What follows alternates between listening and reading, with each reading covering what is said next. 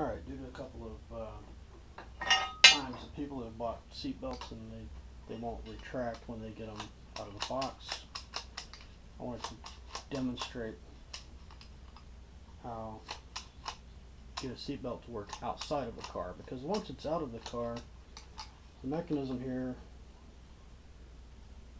locks the belt into place. So you have to hold it perfectly still in a perfect position to get it to retract, to pull out and retract. It's very difficult to do, especially if you're not steady, so I recommend taking a vise. And you need to mount see the area where the bolt bolts into the car. This area needs to be perfectly perpendicular to the ground to get it to work. So you can stick it in the vise just right so that it stands perpendicular. And once you do that, it will easily pull out and retract.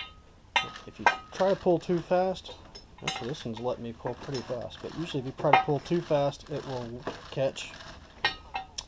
So anyway, just because it doesn't work directly out of the box doesn't mean it doesn't work.